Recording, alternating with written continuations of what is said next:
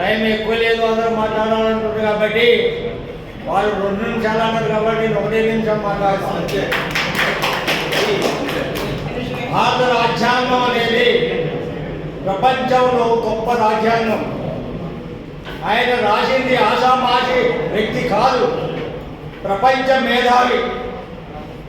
న్యాయం, స్వేచ్ఛ, సమానత్వం, సౌభ్రాతృత్వం అనే సూత్రాలను పాటించి ఈ భారత రాజ్యాంగాన్ని రూపొందించిండు. అసలు ఈ భారత రాజ్యాంగాన్ని బాబాసాహెబ్ అంబేద్కర్ గారు రాయడానికి గల కారణాలు ఏంటో 1 నిమిషం చెప్తా. ఆసియా ఖండానికి రాజ్యాంగాలు రాసే సర్ ఐవన్ జిమ్మింగ్ అనే వ్యక్తితోని సర్దార్ వల్లభాయ్ పటేల్, మన మొదటి ప్రధానమంత్రి నెహ్రూ గారు రాయాలని నిశ్చయించుకున్న సమయంలో అటు విషయాన్ని గాంధీ గారికి చెప్పాడు. మన నూతన భారతదేశానికి రాజ్యాంగం అవసరం వచ్చింది కాబట్టి సర్ ఐవన్ జిమ్మింగ్తో రాజ్యాంగం మేము ఆలోచించాం అనే విషయాన్ని గాంధీ గారికి చెప్తే గాంధీ గారే ఉన్నాడు కదా, మన భారతదేశంలో ప్రపంచ మేధావి అయిన బాబాసాహెబ్ అంబేద్కర్ గారు ఉన్నారు, ఆయనతో రాయించమని చెప్పి సలహా ఇచ్చిన మేర ప్రకారంగా అసలు ఈయన కూడా 7 సభ్యులలో సభ్యత్వం ఇస్తారా ఇయ్యారనే అనుమానంతో ఆ రాజ్యాంగంలో అదృష్టవశాత్తున మెంబర్షిప్గా చేరి డ్రాఫ్టింగ్ కమిటీకి చైర్మన్ అయ్యి మన భారతదేశానికి నూతన రాజ్యాంగాన్ని ప్రపంచం మెచ్చే విధంగా తయారు చేసి మనకు అందించాడు. దాన్ని కొంతమంది మతశక్తులు తూట్లుపరుస్తున్నారు. ఒక దళితుడు రాసిన రాజ్యాంగాన్ని మీరెందుకు పాటించాలి, మా రాజ్యాంగం కావాలి అని బీజేపీ కుట్రపడి చట్టాలను మార్చింది, శాసనాలను మార్చుతుంది. ఇప్పుడు భారత రాజ్యాంగాన్ని కూడా మార్చడానికి ప్రయత్నం చేస్తుంది. కాబట్టి ఈ భారత రాజ్యాంగాన్ని ఎవరైనా సరే తూట్లుపరచడానికి ప్రయత్నిస్తే ఆయన సంకల్పించిన ఓటు ద్వారా వాళ్ళని ఓడించి భారత రాజ్యాంగాన్ని రక్షించవలసిందిగా నేను కోరుకుంటూ ఈ అవకాశం అన్న నాకు కూడా సమయం ఇవ్వడం జరిగింది. అందరూ రాజ్యాంగం మారదు మారదు అని చెప్తున్నారు. అయితే నేను వేల మీటింగులు భారతదేశంలో మొత్తం చూశాను, సమయం లేదు. కాన్సీరామ్ గారు తెచ్చినటువంటి స్వర్గంలో నేను ఈత కొట్టు ఈదుతూ ఎంజాయ్ చేశాను. మనం సాంస్కృతిక విప్లవం రాకుండా ఇక్కడ అందరూ మాట్లాడుకుంటారు, వెళ్ళిపోయి చర్చి, గుడి, మసీదు అన్నీ పోతాం. ఐక్యత లేదు, రాజ్యం రాదు. 32 సంవత్సరాల ఉద్యమంలో చెప్తున్నా, సామాజికంగా రాజ్యం రాదు, రాజ్యంగా మారింది సవరణ చేయడం. 75 వసంతాలు పూర్తి చేసుకున్న సందర్భంగా మరి ఏమైనా మారిందా? పరిచయాలు వేరు, పరిచయం చేసుకోవడం వేరు, పనులు వేరు. ఇక్కడ అందరూ మేధావర్గం ఉన్నారు, అన్ని కులాలు ఉన్నాయి. ఖమ్మంలో మన అమిత్ షా గారు మాట్లాడితే మనం ఏం చేయలేకపోయాం. 75 సంవత్సరాలు వసంతం అయింది. నేను ఎక్కువ చెప్పదలుచుకోలే. పనిలోకి మనం పోయినప్పుడే అవతల అక్కడ ఆయన మాట్లాడు, ఈయన ఇక్కడ మాట్లాడు, సాంస్కృతిక విప్లవం రావాలి. 75 వసంతాలు పూర్తయిన సందర్భంగా ఎక్కడ వేసింది అక్కడే ఉన్నాయి. ఏమైనా మారిందా? ఏమి మారేను, ఏమి మారేను రా వెలిమాడ పేదల బతుకులెందుకు ఈ రంగున్నాయిరా. ఏమి మారేను, ఏమి మారేను రా వెలిమాడ పేదల బతుకులెందుకు ఈ రంగున్నాయిరా. తిండి పుష్టిగా లేక పెదవులెండి తెల్లంగున్నాయి.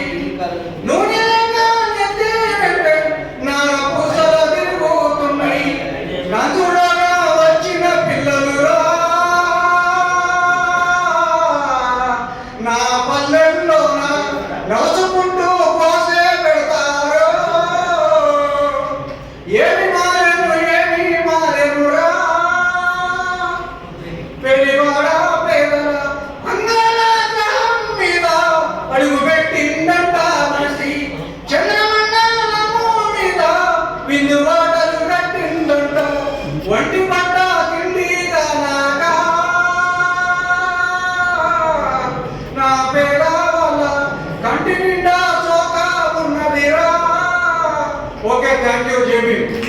కలిపి 3 నిమిషాలు తీసుకోదు, ఎక్కువ తీసుకోదు. 75 సంవత్సరాలు కానీ ఇంకా 100 సంవత్సరాలు కానీ ఈ దేశంలో థియరీకి ప్రాక్టికల్కి మధ్య ఉన్నటువంటి వ్యత్యాసాన్ని గుర్తించినంత కాలం ఇది మారదు, పరిస్థితులు ఏమీ మారదు. ఇవాళ భారత రాజ్యాంగం ఒక థియరీ, అది అమలవుతుందా అంటే ప్రాక్టికల్గా చూస్తే నిత్య జీవితంలో మనం దైనందిన జీవితంలో ఎక్కడ కూడా అమలు నోచుకోదు. మనం పుట్టింది మొదలు చనిపోయిన వరకు లేదా తెల్లారి మొదలు సాయంత్రం వరకు చూడండి, మొత్తం ఎంటైర్ విధానంలోనే తేడా ఉంది, మన ఆచరణే తేడా ఉంది, మన జీవన విధానమే తేడా ఉంది. మరి రాజ్యాంగం ఎట్లా అమలైంది కాదు. ఈరోజు దేశంలో కమ్యూనిజం ఫెయిల్ అయింది అంటున్నారు. కమ్యూనిజం ఎక్కడ ఫెయిల్ కాలేదు. కమ్యూనిజం అనుసరిస్తున్న నాయకత్వం ఫెయిల్ అయింది. అది థియరీ, ఇది ప్రాక్టికల్. ఇదే తరహాలో దేశం మొత్తం ఉన్నటువంటి కుల మతాల అసమానతలు కానీ, ఆర్థిక అణచివేత కానీ, దోపిడీ కానీ చూడాలి. ఇవి మనందరం ఇందాక మాట్లాడిన సాంస్కృతిక మార్పు ఏదైతే ఉందో అది జరగకుండా, సాంస్కృతిక విప్లవం రాకుండా ఈ దేశంలో ఏ మార్పు రాదు. రాజకీయంగా ఎమ్మెల్యే అయినా, మంత్రి అయినా, ఒక ఐఏఎస్ అయినా, దళితులు కానీ, ఎస్సీ ఎస్టీ బీసీ వాళ్ళు అణచివేత గురవుతున్నారు.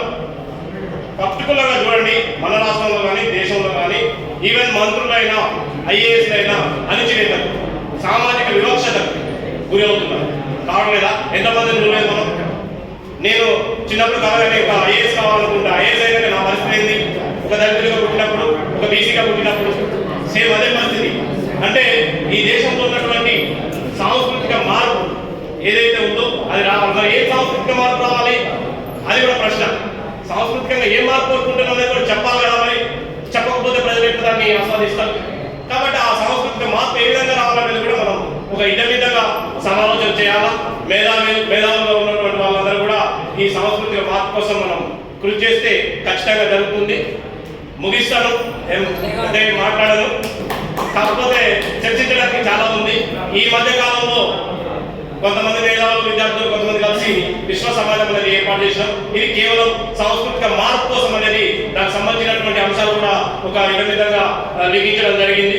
సాంస్కృతిక మార్పు వస్తే తప్ప రాజకీయంగా, ఆర్థికంగా, సామాజికంగా మార్పు రాదు ఈ దేశంలో. దానికోసమే ఒకటే ఒక ప్రశ్న ఇస్తాం మిమ్మల్ని. ఇవాళ అమెరికాను మనల్ని పోల్చుకుంటే ఇంకా 100 ఏళ్ళైనా మనం ఇక్కడనే ఉంటాం. అమెరికాలో ముందే విప్లవం వస్తుంది. ఇది బాధ్యతగా నేను చెప్పదలుచుకున్నా. అమెరికాలో మనకంటే ముందే విప్లవం వస్తుంది. ఎందుకు వస్తుంది? మరి అక్కడంతా దోపిడీ ఉంది, అణచివేత ఉంది, ఊర్జా విధానం ఉంది, లేకపోతే పెట్టుబడిదారి విధానం ఉంది కదా. అవును, ఆక్సిజన్ దీనిలోనే ఉంది. అది ఏదైతే క్యాపిటలిజం పెరిగి పెద్దయి అది ఖచ్చితంగా విధ్వంసానికి, వినాశనానికి దారితీస్తుంది. అప్పుడు మాత్రమే విప్లవం వస్తుంది. మనం ఇంకా 100 ఏళ్ళు వెనకనే ఉన్నాం. అమెరికాతో పోల్చుకుంటే మేము 100 ఏళ్ళు వెనకనే ఉన్నాం భారతదేశంలో. మరి అక్కడికి చేరుకుంటేనే కదా ఇవాళ మనం చెట్టు ఇంతున్నప్పుడు ఎగిరిద్దా? ఎరగదు. ఆ చెట్టు పెరిగినప్పుడే ఎగిరింది. ఖచ్చితంగా అది ఆకాశానికి తాకాల్సిందే, ఎరగాల్సిందే. అది ఖచ్చితంగా దీన్ని మనం కొంత అవగాహన చేసుకుంటే భారతదేశంలో ఖచ్చితంగా వస్తుంది. మనం ఏదో స్వేచ్ఛ, హక్కులు, సమానత్వం అని మనం చర్చించుకోవడానికి పనికొస్తుంది తప్ప ప్రాక్టికల్గా లేదు. కాబట్టి ప్రాక్టికల్గా రావాలంటే ఇవన్నీ మనం పరిగణలోకి తీసుకోవాలి. ఈ అవకాశం ఇచ్చిన మిత్రులు సురేష్ గారికి సంవత్సరాలు జరిగిన మార్పు ఏంటంటే అంతకుముందు మల్లిగాడు, ఎల్లిగాడు, పుల్లిగాడే లేదు. ఇప్పుడు మల్లయ్య, ఎల్లయ్య, పుల్లయ్య అంటారు. అంతకుముందు చెప్పు స్కూల్ కొట్టేవాళ్ళు, ఇప్పుడు చెప్పుని బట్టలు పెట్టి కొడతారు. ఇది 70 సంవత్సరాల మార్పు. అంటే నీరు కొట్టం. సరే, ఏది ఏమైనా భారత రాజ్యాంగం పరిస్థితి ఉంది. మారలేదు అంటారు. ఇవాళ బీఎస్ఎల్ వెళ్ళిపోయింది, గోడలు వెళ్ళిపోయినాయి, పెట్రోల్ కెమికల్ వెళ్ళిపోయింది. ఇవన్నీ కూడా ప్రైవేటైజేషన్ అవుతుంది. ఇక చివరికి మీరేదే ఉంది, ఏమీ లేదు. ఈ బాధలు లేదు. అంటే ఏదో ఒక విధంగా ప్రభుత్వాన్ని, అంటే భారత రాజ్యాంగాన్ని నిర్వీర్యం చేస్తున్న చాలా స్పష్టంగా కనపడుతున్నాం. మనం చూడలేకపోతాం. చాపకుండా నీళ్ళలాగా జరిగిపోతుంది. కాబట్టి ఈ ప్రయత్నం చేసిన మన సురేష్ గారు భారత రాజ్యాంగాన్ని పటిష్టంగా ఏ విధంగా ఉండాలి, ఇప్పటివరకు జరిగిందండి అని చేసే ఈ ప్రయత్నం అభినందనీయం, శ్లాఘనీయం. నాకు ఈ అవకాశం ఇచ్చినందుకు మరోసారి ధన్యవాదాలు. అందరికీ భోగి శుభాకాంక్షలు తెలియజేస్తున్నాం. తెలంగాణ టీచర్ యూనియన్ జిల్లా శాఖ ప్రధాన కార్యదర్శి. రాజ్యాంగం భారతదేశ ప్రజలందరికీ సంబంధించింది. అందరికీ సమానత్వాన్ని ప్రతిపాదించింది. అంబేద్కర్ గారి యొక్క భారత రాజ్యాంగం యొక్క ప్రతిష్ట ఇమిడి ఉన్నది. రాజ్యాంగాల గురించి మాట్లాడేటప్పుడు చాలా జాగ్రత్తగా అన్ని అంశాలను ఆలోచనపరంగా అవగాహన పరంగా మాట్లాడాల్సి ఉంటుంది. మేడం గారు మాట్లాడే చక్కగా ఎక్కడా కూడా రాజ్యాంగ పరిధిని దాటకుండా అదే పరిధిలో అదే అంశాన్ని అందరికీ అర్థమయ్యే రీతిలో రాజ్యాంగాన్ని గురించి తెలుసుకోవడం దీని యొక్క ఉద్దేశం. Thanks for all. అందరికీ జేబీ ఇక్కడ నాకంటే చాలా సంవత్సరాల నుంచి ఉద్యమాలు చేస్తున్న ఉద్యమకారులు ఉన్నారు. Intellectuals as well as teachers, lecturers, social activists, so many people are well-known people are here, and among them some of the journalists also there. So అందరికీ జేబీ. సో ఈరోజు మన సంఘీభావం అనుకుంటా ఈరోజు ప్రోగ్రామ్ రాజ్యాంగం మీద. సో రాజ్యాంగానికి సంఘీభావం ఏ విధంగా ఎందుకు చెప్పాలో అర్థం, కానీ రాజ్యాంగమే ఈరోజు రాజ్యాంగం అనేది మనం కాపాడుకోవాల్సిన రోజు వచ్చింది. So democracy our democracy problem. Why is it? ఎందుకు ఉన్నది? Why? Because the central government is in ruling. So what they have to be, they want to demolish our democracy and replace it with Manusmriti. అర్థమైందా అండి? అది ఎంతవరకు మీరంతా ఎంతమంది ఏకీభవిస్తున్నారు? రాజ్యాంగాన్ని తీసేసి మనుస్మృతిని పెట్టాలని కేంద్ర ప్రభుత్వాలు ఆలోచన చేస్తున్నాయి. అందుకే చట్టాలని మార్చేశారు. ఒకప్పుడు నేను ఒక అడ్వకేట్ని. So from a long time నుంచి మనం చదువుకుంటూ వచ్చాం. సివిల్ ప్రొసీజర్ కోడ్ అని దాన్ని రీప్లేస్ చేసేసారు న్యాయ సంహిత అని. ఈరోజు రాజ్యాంగం ఎంతవరకు ఆపదలో ఉంది, మనం ఎంతవరకు కాపాడుకోవడానికి మనం ఎంతవరకు ఎన్ని ఉద్యమాలు చేస్తున్నాం, ఎంతవరకు ముందడుగు వేసాం అనేది మనం ఆలోచించుకోవాలి. రీసెంట్ గానే కేంద్ర ప్రభుత్వమైన కేంద్ర మంత్రి అమిత్ షా గారు రాజ్యాంగం రాసిన మన రాజ్యాంగకర్త అంబేద్కర్ గారిని అవమానపరిచారు. దాన్ని మనం ఎంతవరకు ఖండించాం, ఎన్ని రకాలుగా ఖండించాం, ఎవరెవరు ఖండించారు అనేది అంశం. కానీ ఎవరు కూడా రాజ్యాంగాన్ని కాపాడదామంటున్నారు, కానీ కాపాడడానికి మనవంతుగా ఎంత ప్రయత్నం చేస్తున్నాం. రాజ్యాంగం ఉంది కాబట్టి ఈరోజు నేను ఒక అడ్వకేట్ గా, ఒక ముస్లిం అడ్వకేట్ గా ముస్లిమ్స్ కి అన్ని వర్గాల వారికి సమానత్వం ఉంది, స్వేచ్ఛ ఉంది. కానీ మనుస్మృతి వస్తే లేడీస్ కి రిస్ట్రిక్షన్స్ ఉంటాయి, ప్రొహిబిషన్స్ ఉంటాయి. And only ruling parties or ruling peoples ఎవరు ఉంటారో మీ అందరికీ తెలుసు, వెల్ నోన్ గా తెలుసు, మాకంటే ఎక్కువగా. అవునా అండి? Manusmriti only giving the priority to the only upper classes and to the men, not the women. They are bounded to restricted and prohibited to rule the world. కానీ మనకు ఒక ఇందిరాగాంధీ ప్రైమ్ మినిస్టర్ కావడానికి మనకు ఒక హక్కు ఇచ్చింది రాజ్యాంగం. అండ్ ప్రతిభా పాటిల్ని ప్రెసిడెంట్ కావడానికి హక్కు ఇచ్చింది కూడా రాజ్యాంగం. ఆ రాజ్యాంగం కాకుండా ఇప్పుడు వేరే ఏదైనా మనుస్మృతి లాంటివి ఉంటే ఈరోజు ఇందిరాగాంధీ ఉండేది కాదు, ప్రతిభా పాటిల్ ఉండేవారు కాదు, కల్పనా చావ్లా, ఇంకా చాలా మంది. అండ్ ఈవెన్ తో ఒక ఖమ్మం ఒక టౌన్ లో అడ్వకేట్ గా నేను కూడా ఉండేదాన్ని కాదు, నేను కూడా ఏదైనా పదాల వెనకాల ఇంట్లో ఉండేదాన్ని. సో రాజ్యాంగాన్ని సంఘీభావం ఎంతవరకు తెలపాలో కానీ రాజ్యాంగాన్ని కాపాడుకోవాల్సిన అవసరం ఉంది.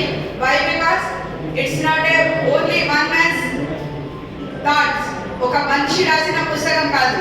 సో ఎంటైర్ వరల్డ్ ని స్కాన్ చేసి ఎంటైర్ వరల్డ్ లో ఉన్న హక్కుల్ని ఎలా కాపాడాలి, ఎంతవరకు జనాల్ని, ఎంతవరకు ప్రజల్ని చైతన్యం చేయడానికి ఎన్ని రిజర్వేషన్స్ ఏ ఇయర్స్ వరకు పెంచాలి, ఏ క్లాసెస్ కి రిజర్వేషన్స్ కావాలి, మహిళలకు ఎంతవరకు స్వేచ్ఛ ఇవ్వాలి అని ఆయన న్యాయశాఖ పదవిని కూడా వదిలేసి రాజీనామా చేసి చేయాల్సిన కారణాలు ఏంటి? మహిళలకి సమానత్వం కోసం చేశారు ఆయన, సమానత్వం ఇవ్వలేదని. కానీ ఆ సమానత్వం ఇప్పటివరకు దొరికిందండి?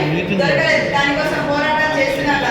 ఇప్పటికిప్పుడు రీసెంట్ గా కేంద్ర మంత్రి అమిత్ షా గారు అవమానపరిచారు. జై శ్రీరామ్ బోలో స్వర్గమే వస్తుంది. అంబేద్కర్ అంబేద్కర్ క్యా high? Ambedkar is a God to not only to the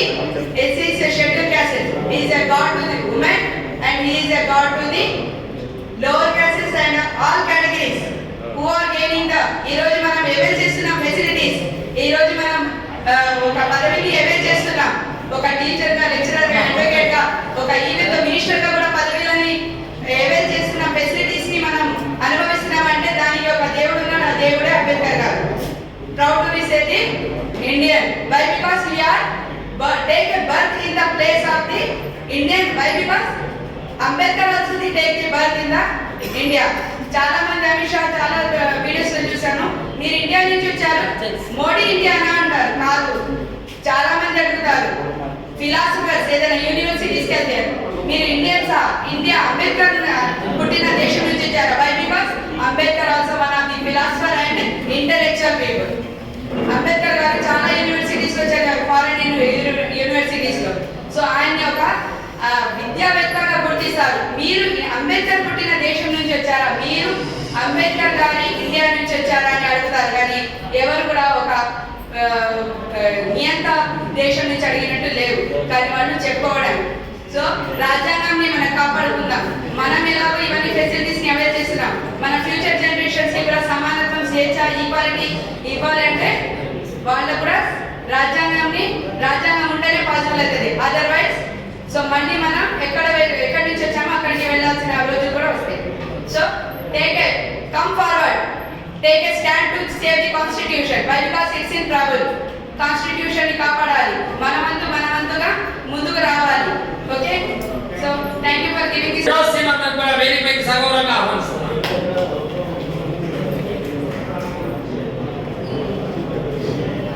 మిత్రులారా కొంచెం ముందుకు రండి.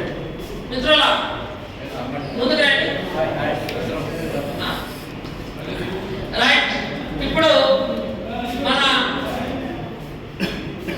ఆత్మీయులు ఇక్కడ ఇదే యూనివర్సిటీ, ఇదే కాలేజీలో సార్ లెక్చరర్ గా పనిచేసినటువంటి